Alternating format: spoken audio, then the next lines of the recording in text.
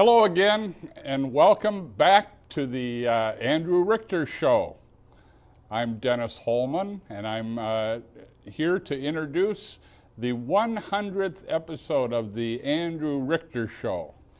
And this is a special time for Andrew in particular, and hopefully for the citizens of Crystal, as Andrew, in the last show, announced his candidacy for the position of mayor in the city of Crystal.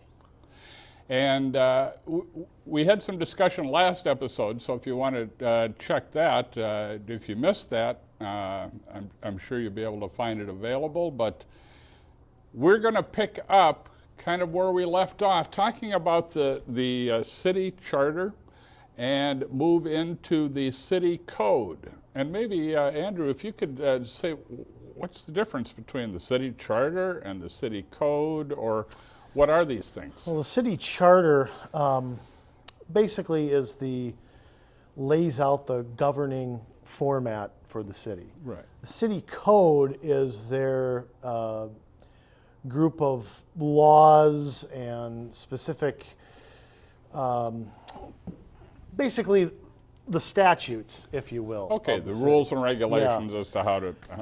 And, you know, the city code, you'd be, well, with a budget that's 342 pages, would you be shocked to know the city code is 473 pages long? The code is? 473 pages. Just the business and trade regulations alone is 73 pages long, of regulations of what businesses can and can't do. Is there anything in there about lemonade stands? There might be. I haven't quite read through it all, but It's yeah. been in the news lately.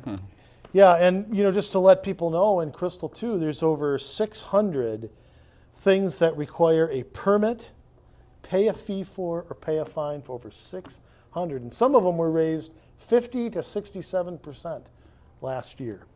So, I mean, that's a backdoor tax almost is what it's becoming. But, you know, we're supposed to have personal liberty and economic freedom. I mean, you know, I'm certain I read that somewhere once. And, you know, I don't know how we have it in a code of 22,000 people where we have everything. I mean, everything is controlled by the city code. How high off the ground your shed can be.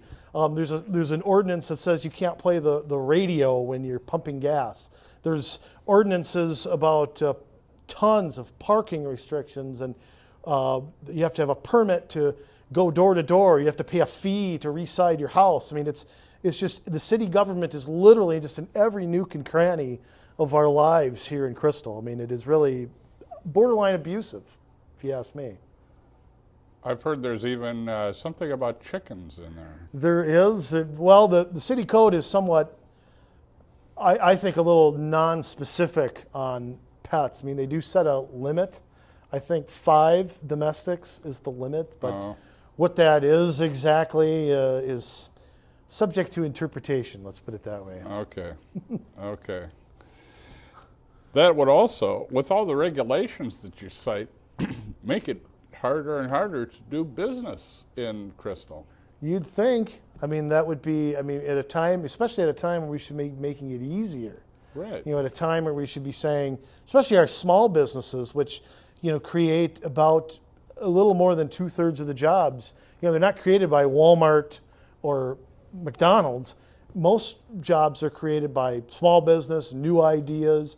And one of the things that concerns me is one of the things the city has is, we talked in the last show about local government aid, they have a 5-year goal to get off local government aid, which I think is a good idea.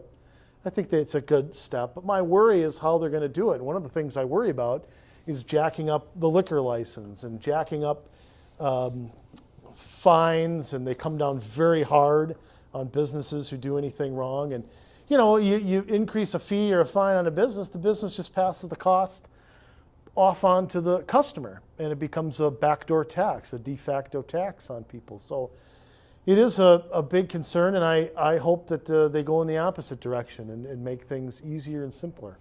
Well, one thing that would facilitate that process is to look at, let's say, zero-based budgeting or something similar to that. as you are well aware, most governments, local governments included, tend to use baseline budgeting, which essentially says whatever we spent last year, that's the starting point, without looking at whether it was effective use of funds or not. And is that something you'd take a look at as mayor? Yeah, I'm not a fan of baseline budgeting. It's worse in our state government, where the formulas have automatic increases built in. Right. But I think, again, we talked in the last show about the attitude, the attitude that government comes first, the attitude that they're entitled to more year after year after year. Part of getting rid of baseline budgeting is changing that attitude and saying, you know what, and separating needs from wants. That's another thing. What is maybe we need to redefine what the word need means. That can change too. And what we needed as a city 20 years ago, maybe it's not what we need in 2011. Right. So that would be I got a million priorities. Right. Well, there are a lot of things that need to be addressed, and I thought we'd take a look briefly at infrastructure. Yeah. Now, the city, through the EDA, I think, has been buying and then demolishing the property they bought to do new construction. Can you shed some light on some of that? Yeah, the EDA stands for Economic Development Authority. And what the city of Crystal's been doing, and there's partly a federal program that assists with this. Again, showing that governments learn nothing from the housing problem that we've had. It extends, the banks are part of it, but extends to Fannie and Freddie, which are just subsidized by the taxpayers.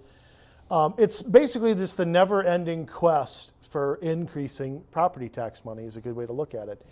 What they're doing is they're buying property, tearing down the property, and building new and bigger houses in its place.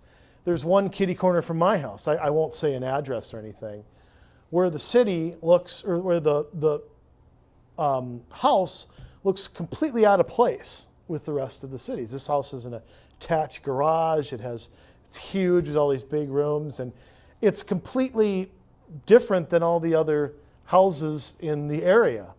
Now, I keep asking. Now, granted, nobody wants to live next to a toilet, and if a house is broken down and it's rotting away, that's one thing. I still think that it should be a private transaction between the bank and a builder, because technically the bank would own the house at that point. But I think what's going on, and the only thing I could think of in my mind if I had to have an answer, is what they're doing is they're trying to artificially increase the value of that property so they can take more tax money. Then they'll knock on the neighbor's door and say, well, since we rebuilt this house and it looks a lot better, your property value just went up, so we can take more taxes from you. And one thing the viewers should know is whether your house goes up or down in value, it has nothing to do with what you pay in property tax. That's another government myth out there. What the county does is they take they find a median price, and then they assess based on that. Again, of course, the attitude being government comes first, they get their money, and whatever dribble is left is yours. So when they take the median price has gone down 10 grand, that the property taxes don't go down with it. That's where they start the property tax from. So it's another, but I think that's what's going on. I think what they're trying to do is trying to artificially raise the value so they can, and they do it through other things too. Tax increment funding is another government scam or scheme where they can take taxpayer dollars, build something with taxpayer dollars to get more taxpayer dollars. It's just a total ruse. It's just another way, and that's subsidized by other forms of government too. It's a little complicated to explain. Then they pay it back in increments. So it's called TIF, T-I-F. So it's another little thing that they do. But again, it's just a never-ending quest for more money. And I'd like to know, who gave them this authority? Who gave them the authority to tear down and buy any house they wanted with our money. And when I remember I was, just a short story on this, I was watching, they have EDA meetings, which are separate from the council meetings. They have meetings where they focus just on that. One of our council people, Mark Hoffman, was quoted, I put this on TV, was quoted as saying, as an EDA, because they were discussing requirements for housing. Okay. And he said, well, as an EDA, we can do whatever we want, whenever we want to do it. That was his exact quote. And then the council, went, ha, ha, ha, ha. They had a big belly laugh about everything that even Dave Anderson laughed at it, if you can, wake him up at a council meeting. So, I mean, it was a great insight into their thinking. Hey, we can do whatever we want, and who are you to tell us we can't? That's like congressmen saying, don't bother with the Constitution on this issue. Or don't bother reading the bill, or don't bother listening to constituents. We have the power, and we'll do it.